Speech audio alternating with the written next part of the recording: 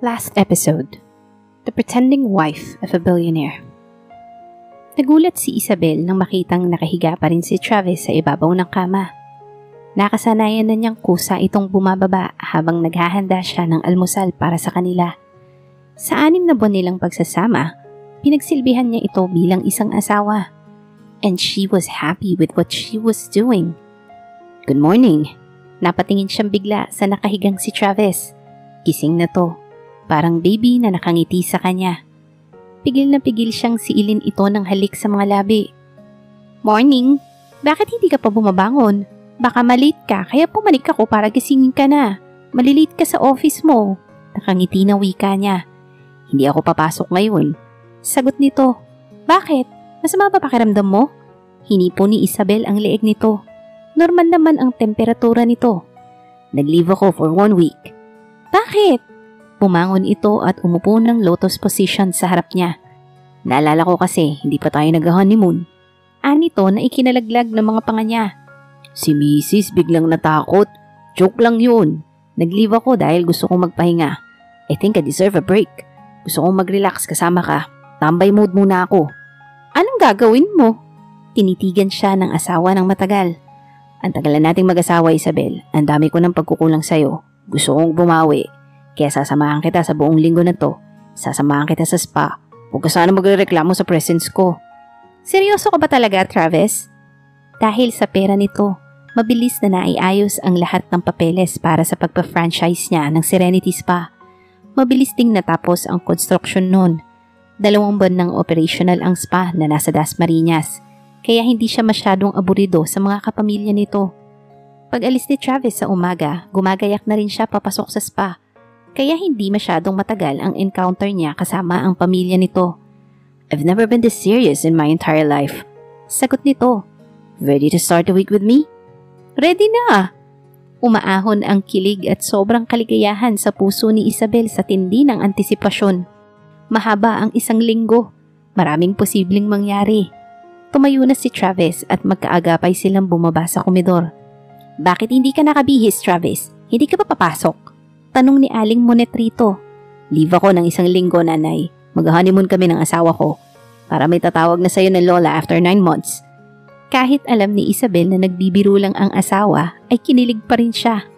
Sumagi sa isip niya na paanong mangyayari ang sinasabi nito gayong mag-e-expire na ang kontrata niya bilang asawa nito sa susunod na 6 na buwan. Pero sa sobrang kaligayahan, mabilis na nawala yon sa isip niya.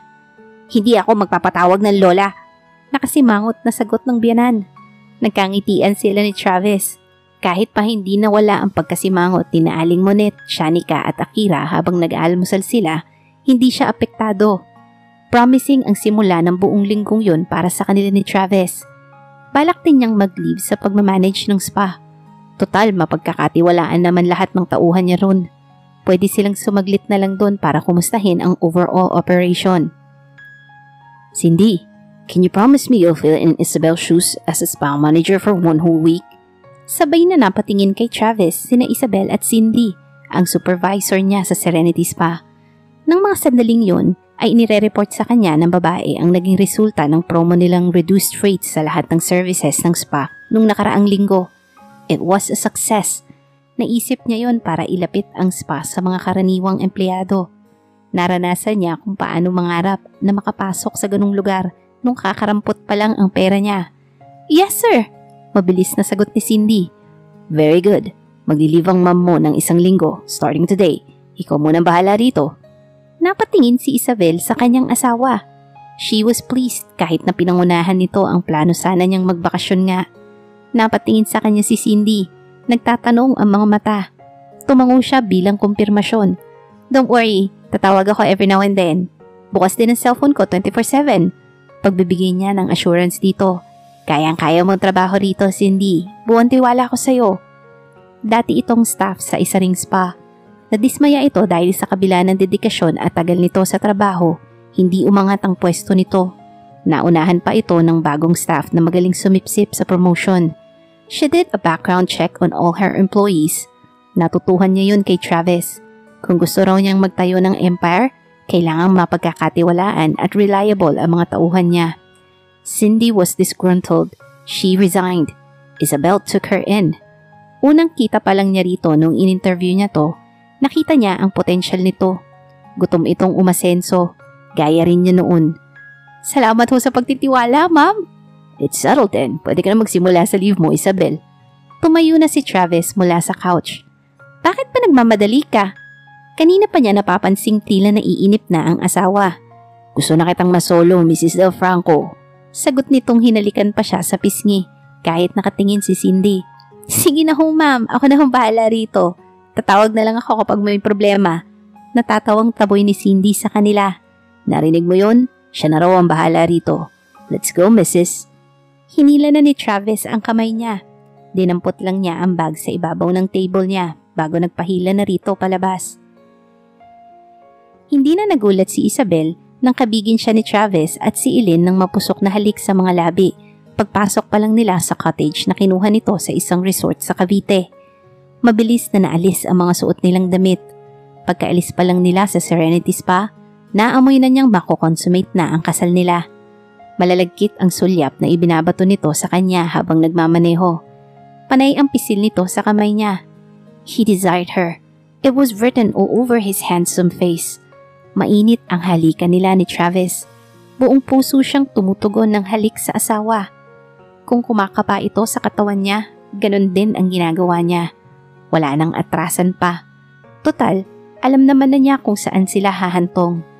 Bago sila umalis ng resort na yun, maiwawala na niya ang lahat sa kanya. Sure siya ron. Kaya bakit patatagalin pa niya? Binuhat siya ni Travis at inihiga sa ibabaw ng kama. Pagkatapos nun, ay tinitigan nito ang kabuuan niya na para siyang isang diyosa. Pakiramdam tuloy niya na mula ang buong katawan niya sa ginawa nito. Dinaman nito ang buong katawan niya. Para siyang kitikiti sa ilalim nito. Hindi niya malaman kung paano iaarko ang kanyang katawan. Walang bahagi ng katawan niya ang hindi pinagpala ng mga labi nito. She was physically, emotionally, and mentally prepared. Gusto niyang maging kompleto ang pagiging mag-asawa nila ni Travis. Gusto niyang ibigay rito ang karapatan nito sa kanya bilang asawa niya. Nakita niya sa mga mata nito ang kagustuhan nitong mapag-isa sila, kaya wala siyang balak na biguin ang asawa. Umangat ang likod ni Isabel at hinalikan ito ng mariin sa mga labi. Buong magdamag nilang pinadama sa isa't isa ang wagas nilang pagmamahalan. Mahal niya si Travis. Wala siyang pagsisisi na ibinigay niya rito ang sarili. It was bound to happen. Nung tanggapin niya ang alok nitong maging asawa nito, subconsciously, alam na niyang isang araw sa loob ng isang taong magiging pagsasama nila ay magaganap ang tagpong yun. Sa loob ng nakalipas na 6 na buwan, inihanda niya ang sarili sa pagdating ng araw na yun at hindi niya bibiguin si Travis. Maganda kaya ang magiging kombinasyon ng jeans natin? Napatingala si Isabel kay Travis. Nakahiga silang dalawa sa kama. Nakaunan siya sa braso nito. Most of their time was spent on that bed. Mabibilang niya sa daliri ang lumabas silang dalawa para i-enjoy ang amenities ng resort. Mas gusto nilang i-explore ang isa't isa kaysa sa resort. What am I thinking? Bakit ba nagdududa pa ako sa magiging itsura ng mga anak natin? Gwapo ako, maganda ka. Magiging maganda at gwapo rin ang magiging anak natin. Sigurado yun. Bumilis ang tibok ng puso niya. Bakit kaya ito nagtatanong tungkol dun? Gusto ba nitong magkaanak sila? Kung gusto nitong magkaanak sila, nangangahulugan ba yun na habang buhay na silang magsasama bilang mag-asawa? Napuno ng kaligayahan ang puso ni Isabel sa isipin na yun. Sa nakalipas na 6 na araw, puro kaligayahan ang ipinapadama ng asawa sa kanya. Ninenervyos na tuloy siya na baka magkasakit siya sa puso dahil sa sobrang ligaya. I was thinking. Nag-i-English ka na naman. Bilong sabi niya, gusto lang niyang alisin ang nerbyo sa dibdib niya. Iniisip ko lang, total nandito na tayo sa sitwasyong to, bakit hindi pa natin totohanin? Anong ibig mo sabihin? Kung aalokin kita ng kalahati ng kayamanan ko kapalit ng pagbibigay sa akin ng anak, tatanggapin mo ba? Sa narinig ni Isabel ay biglang bumagsak sa 0 level ang pakiramdam niya. Malinaw ang pagkakarinig niya sa sinabi nito. Anak lang ang gusto nito kay Isabel. Isabel? Untag nito sa pananahimik niya. Nagbibiro ka ba? Pinigilan niya ang mapaiyak sa biglang bugso ng emosyon. Para siyang isang batang tinakam sa isang sorpresa. Sorpresang nauwi sa wala. Seryoso ako. Gusto ko nang magkaanak. Bakit sa akin? Asa ka pa na maririnig mo ang gusto mong marinig sa kanya, Isabel? Gusto niyang magkaanak sa'yo. Period. Hindi ibig sabihin na mahal ka rin niya. Wika ng bahagi ng isip niya. Kahit papano, kilala na kita. Alam kong mabuti kang tao. Maganda ang genes na maibibigay mo sa magiging anak ko. Sagot nito. Hindi ka na malugi sa akin, Isabel. Ibibigay ko sa iyo ang kalahati ng lahat ng meron ako kapag nabigyan mo ako ng anak. Gusto niyang magwala? Para dun lang ba ang bakasyong to? Nag-leave ito. Isinama siya sa bakasyon. Pinalasap ng kaligayahan para sa proposal na yun? Ano masasabi mo? Tanong nito. Hinimas pa nito ang braso niya. Sa palagay mo ba makakatanggi pa ako ngayon? May nangyari na sa ating dalawa. Sinetap mo na ako para hindi na ako makatanggi. Pilit niyang pinagaan ang boses niya nang sabihin yun. Ayaw niyang mahalata nitong nadudurog ang puso niya. So, pumapayag ka na nga. Excited na tanong ni Travis. Bumangon ito. Yumakap sa kanya. Pumapayag ka na. Say it please. Pumapayag na ako, Travis. Sagot niya. Pinupog nito ng halik ang buong mukha niya. Pagkatapos ay masuyong hinalikan siya nito sa mga labi. Mariing pinikit niya ang mga mata habang ipinapadama nito sa kanya ang kaligayahan nito sa pagpayag niya. Saka na niya iisipin ang kapalit ng naging desisyon niya. Sa ngayon, tama na munang mahal niya to at gusto niyang ibigay ang anak na gusto ng asawa. Inextend nito ang durasyon ng magiging pagsasama nila. Mas mahaba ang panahon para mapaibig niya to. Ipapakita niyang mabuti siyang asawa at kapag nagkaanak na sila, ipapakita niyang isa rin siyang mabuting ina. Sisimulan na niya ngayon ang kanyang planong paibigin ang mahal niyang asawa. Ma'am, nandyan na naman po sila. Kilala na niya kung sino ang sila na tinutukoy ni Cindy. Mula nang magbakasyon sila ni Travis sa resort, nabuhay na naman ang misyon ng pamilya nito at ni Donna na inisin siya. Linggo-linggo ay nasa spa ang mga ito. Kung ano-ano ang ipinapagawa. Syempre pa, free of charge lahat. Sa VIP room mo na lang sila dalhin, Cindy. Ikaw na ang bahala sa kanila. Yes, ma'am. Isinandal ni Isabel ang likod sa backrest ng kanyang swivel chair. Kailan kaya siya matatanggap ng pamilya ni Travis? Hanggang ngayon kaaway pa rin ang tingin sa kanya ng mga ito, lalo na ng ina ni Travis. Panay pa rin ang parinig ni Aling Munit sa kanya, pero natuto na ito. Nagpaparinig ito sa kanya kapag wala si Travis. Kaya naman ang buong akala ng asawa niya, naglaylo na ito sa pang-aapi sa kanya. Wala siyang balak na magsumbong pa. Iniisip na lang niya na kasama sa binayaran ni Travis sa kanya ang tiisin ang pamilya nito. Nagsawa na rin siyang paluguran ang mga ito. Tinanggap na lang niya sa sariling kahit na anong gawin niya, si Donna lang ang babaeng karapat-dapat dito. Ma'am?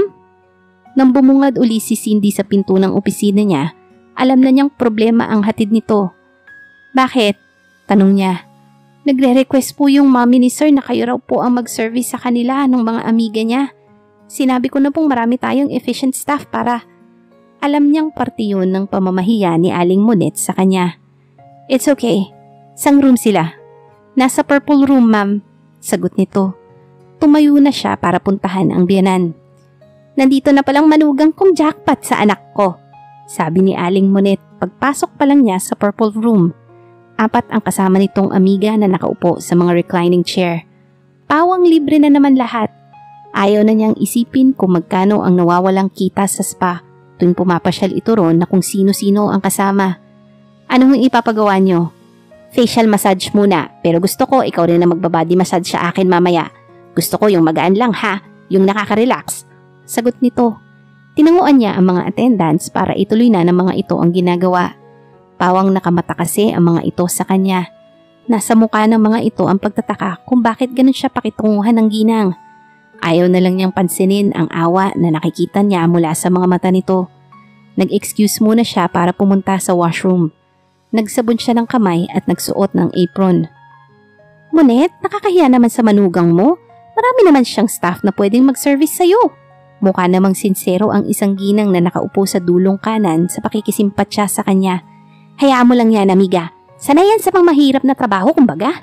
Hindi mo na itatanong dating chimay at caregiver ng matanda ang babaeng yan. Sagot nito. Kaya nga sigurado akong hindi talaga niya pakakawalan ng anak ko. Aba, jackpot siya kay Travis. Gwapo na, milyonaryo pa. Walang kumibo sa mga kasamahan ni Aling Monet. Halatang ang mga ito ang nahihiya sa pagbubunga nga ng biyenan niya. Hindi naman nakahalata si Aling Monet. Tunoy lang ito sa pang-iinsulto sa kanya. Ewan ko ba naman sa anak ko? Matalino naman. Bakit kung sino-sino ang pinili para maging asawa? Nandyan naman si Donna. Kilala niyo naman ang batang yun, di ba? Anak ni Olivia. Napakaganda at kalebel pa namin ng estado sa buhay. Pero wala. Bulag yata talaga anak ko. Mahusay ang babae na yan na gumawa ng gayuma para sa anak ko. Kaya talab na talab kay Travis. Dapat pala ay naglagay na lamang siya ng earplugs bago pumasok doon. Ang akala niya manhid na siya sa pang-iinsulto nito. Pero nagkamali siya. Iningatan niya ang respeto ng tauhan niya. Maiwawala yata niya yun dahil sabihan na niya, "Ang swerte mo talaga, Isabel, kapag hindi nagising ang anak ko sa katotohanan habang buhay kang nakahiga sa salapi. Itong negosyong ito, sigurado akong galing sa pera ng anak ko. Kaya nga kahit pa magpalibre ako ng magpalibre rito, wala ka naman siguro magiging reklamo. Pera naman ang anak ko ang ipinuhunan mo rito." Hindi siya sumagot dahil alam niyang hindi naman siya talaga tinatanong nito. Nahiling niya na sana ay tumahimik na to. Nararamdaman niya ang unti-unting paghulagpos ng pasensya niya. Hindi mo na nga pala ipinakilala sa akin ang pamilya mo, Isabel. Hindi mo pa sila dinadala sa bahay. Bakit? Ikinahihiya mo ba ang mga kagaya mong mahirap na kamag-anak? Napapitlag ito nang bigla niyang bitiwan ang hawak na facial massager. Wala siyang pakialam kung magkano man ang halaga nun. Huwag niyong idadamay rito ang pamilya ko, Aling Monet. Inis na sabi niya. Bakit? Totoo namang wala kang lakas ng loob na ipakilala sila sa akin, di ba? I can imagine kung ano ang itsura ng mga yon. Yagit na yagit siguro ng mga walang breeding. Sinabi na hong tumigil na kayo. Mariing saway niya rito. Pumihit ito paharap sa kanya. Anak ko ang may-ari ng lugar na ito. Nanay niya ko. Kaya sasabihin ko kung ano ang gusto kong sabihin dito at wala kang magagawa ron. Alam niyo ho ba kung bakit hindi ko ipinakikilala sa inyo ang pamilya ko, Aling Monet? Tanong niya rito. Ikinahihiya mo sila. Nakangising sagot nito. Umiling si Isabel. Nahihiya ho akong ipakilala kayo sa kanila. Ayokong isipin nila na kagaya ng ugali nyo ang napangasawa ko. Ayokong bumaba ang pagtingin nila kay Travis dahil sa pagkakaroon niya ng ina na walang pakundangan sa pagmamaliit ng kapwa. Ba't ang babaeng to? Ayoko hong mawala ang respeto ko sa inyo, Aling Monet. Kaya umalis na ho kayo. Sana sa susunod na ibukan niyo yung bibig nyo. Isipin niyo muna ng ilang libong beses kung magkakasakit kayo. Kung ano-ano pa ang sinabi ni Aling Monet, pero hindi niya na ito pinansin. Tuloy-tuloy na siyang lumabas ng purple room. Nakasalubong niya sa pasilyo si Cindy. Ikaw na muna bahada dito. Lalabas na muna ako. Nakakaunawang tumango ang dalaga sa kanya. Sa food court, dinala ng mga paa niya si Isabel. Namiss niya ang fish balls, kaya yun ang in-order niya para sa sarili. Biglang namiss niya ang dating simpleng buhay niya nung nangangarap pa lang siyang makapangasawa ng mayaman. Bakit kasi parang naging komplikado ang lahat? Gusto niyang subukan kumbinsin si Travis na bumukod na sila ng tirahan. Kinafford naman itong bumili ng bagong bahay kahit yung simpleng bahay lang, basta malayo sa biyanan niya. Para kasing pagkatapos ng engkwentro nila, hindi na niya ito kayang pakisamahan. Siguradong lalong lumalim ang pagkamuhi nito para sa kanya dahil sa ginawa niyang pagsagot dito sa harap ng mga amiga nito. Tumayo siya para umorder pa ng fishball nang may tumawag sa pangalan niya. Paglingon niya, si Edison ang nakita niya papalapit sa kanya. Ibang-iba ka na, Isabel. Kaya naman pala nakalimot ka na. Mukhang big time ka na. Sabi nitong tuwang-tuwa na yumakap sa kanya. Kahit paano nakalimutan niya ang problema niya sa biyanan niya nang makita ang dating kaibigan. Kumusta? Nandun ka pa rin ba kay Lola Lucia? Wala na. Magkasunod lang tayong umalis. Hindi ko na rin natiis ang amo natin. Sagot nito. Saan ka ngayon? Tanong niya. Nakikitira ako sa pinsan ko dito sa Dasmariñas. Nagbabaka sakaling makahanap ng trabaho. Ikaw, mukha talagang bigating ka na ah. Mukhang tunay na yung mga alahas mo. Sinuwerte ka na ba makapangasawa ng mayaman? Sinuwerte nga ba ako? Biglang hindi siya sigurado. Ilibre mo naman ako, Isabel. Ngayon lang ulit tayo nagkita kaya wag mo kong tipirin ha. Kantsaw nito. Sige, lika sa restaurant. Magpakabusog tayong dalawa. Mabuti na rin yung may makakwentuhan siya habang hinihintay niyang makaalis si Aling Monet sa spa. Mag-iisip na rin siya ng pwedeng mapasukang trabaho ni Edison. Pambawi man lang dahil talagang nakalimutan niya na ito. Nakalimot na siya sa pangakong iti-text ito para kumustahin man lang. Masyado siyang abala sa kanyang buhay kasama si Travis. It was time to renew friendship with people na nakasama niya nung panahong nasa mababa siya. Baka sakaling makapanya ang kapayapaan ng isip na mailap sa kanya nitong mga huling araw. Bigla ang pag-akyat ng dugo sa ulo ni Isabel nang makitang palabas ng kwarto nila ni Travis si Donna. "Anong ginagawa mo yan?" sita niya rito. "Inalik ko asawa mo, mukha siyang stressed out." Umiling na sabi nito. 9 months of getting married to you and he looks older. Hindi talaga siya hiyang sa'yo. Magkaiba kasi ang kulay niyo. Marahas na tinabig niya to. Pabalag na binuksan niya ang pinto. Nakita niyang kalalabas lang ng banyo ni Travis. Madilim ang mukha nito. "Saan ka galing?" tanong nito sa kanya. Nakalimutan niya ang pagkakahuli niya kay Donna na galing doon. Nagilty siya dahil ginabi na sila ni Edison sa pagkukwentuhan sa spa. Nagkataon na may clients pa kaya nagstay na lang siya ron. "Nasa spa lang ako. Tinatawagan kita kanina pero patay ang cellphone mo. Wala naman sumasagot sa phone dito sa bahay." Sagot niya. "Ano yung sinasabi ni nanay na ipinahiya mo raw siya sa harap ng mga amiga niya?" Pinaikot niya ang mga mata. Siguradong si Aling Monet na naman ang kawawa sa kwento nito mismo. Kasi ikinumpas ni Travis ang kamay sa ere. Kaya napigil niya ang tangkang pagpapaliwanag niya.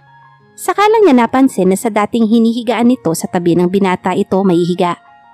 "Travis? Huwag na nating ituloy yung huling proposal ko. Total hanggang ngayon hindi ka pa rin naman nabubuntis. Eksaktohin na lang nating 1 taon ng pagsasama natin, then you're free to go. Dadagdagan ko na lang ang ibabayad ko sa'yo para sa danyos perwisyo sa nagawa ko sa'yo." Para siyang nasabugan sa sinabi ng asawa. Ang pagkakuha ba nito sa iniingatan niya ang tinutukoy nitong perwisyo? "Travis? Hindi ka naman lugi, di ba? Sa'yo na yung spa. Gagawin ko ng 1 milyon ng bayad sa'yo sa pagtatapos ng kontrata natin. O dadagdagan ko pa kung gusto mo." Humarap ito sa bintana kaya hindi niya makita ito. "Siguro mabuti kung bukas ka na rin umalis." "Dahil ba kay Donna?" Tumango ito. Parang nadurog ang puso niya sa kumpirmasyong yun. Pero bakit biglaan naman? Ayaw pa niyang bumitaw. Masyadong mabilis ang pasya ng asawa at masakit para sa kanya. Baka nabibigla lang ito. Magkakaroon pa sila ng anak. Mamahalin pa siya nito. Bakit biglang nagbago ang pasya nito?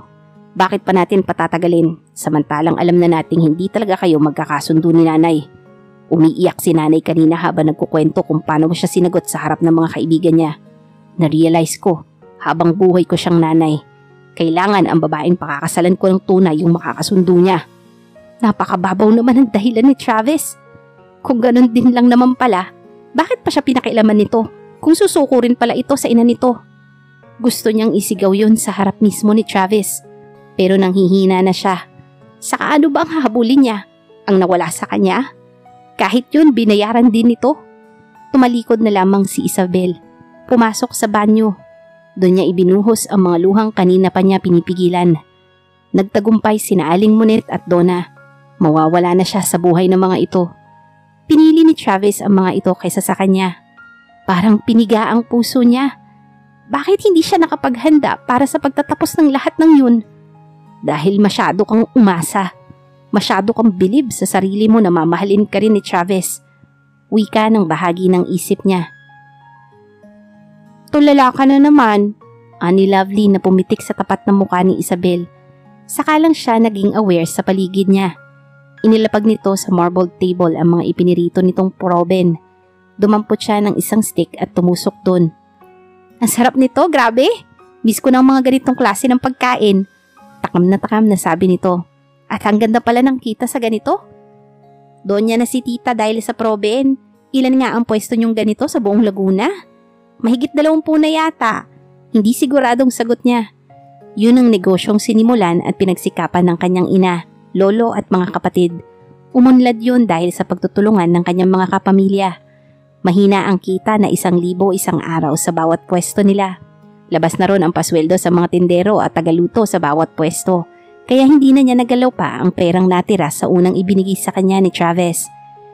Bigla ang pagsigid ng sakit sa dibdib niya nang maalala ito. Kumusta na kaya ang binata? Baka mag-asawa na ito at si Donna ngayon. Tuwang-tuwa na siguro si Aling Monet. Iniwan na rin niya ang Serenity Spa. Hindi naman talaga yun parte ng orihinal nilang usapan ni Travis.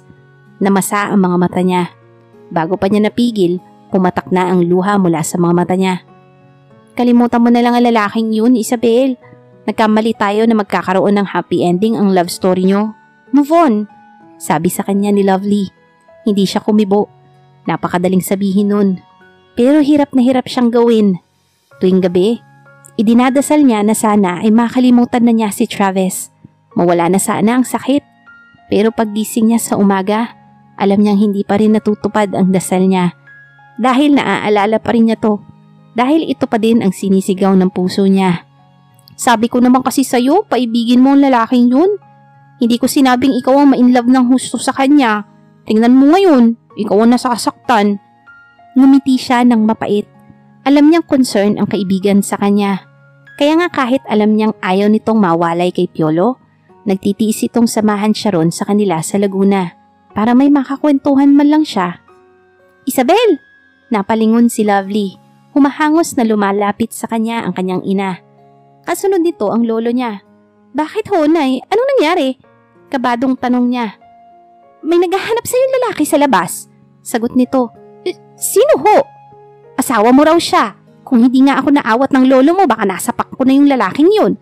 Hindi ka naman nagpakasal, paano ka magkakaroon ng asawa? Baka may sira ang lalaking yun. Tatawag ako ng barangay tanod.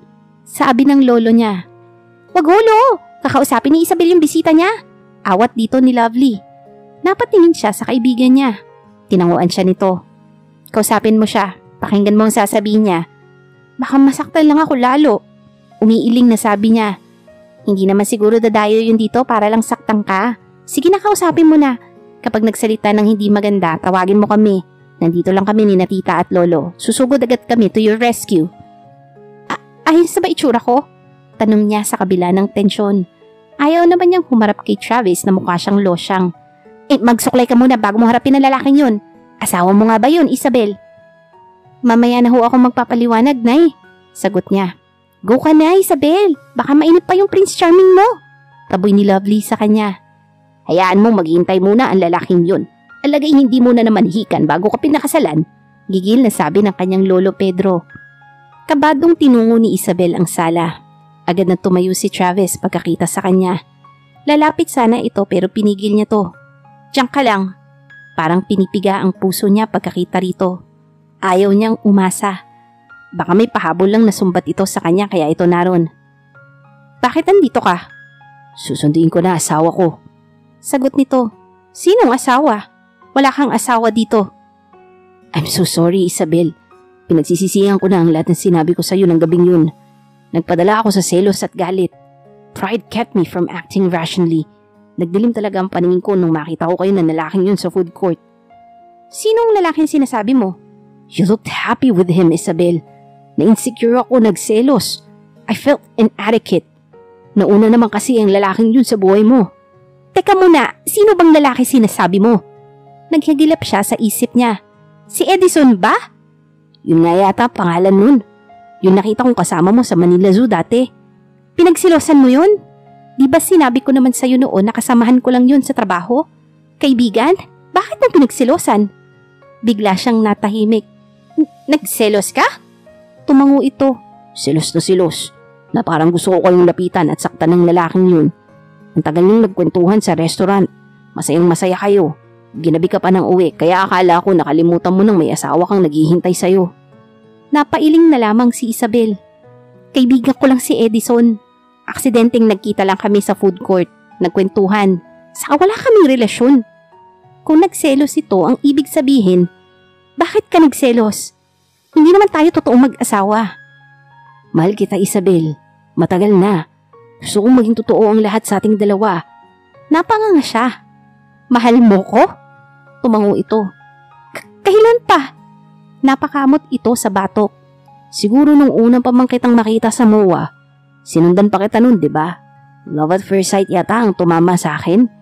Kaya nung makita ulit kita sa zoo, hindi ko na pinalampas ang pagkakataong ibigay sa'yo ang calling card ko.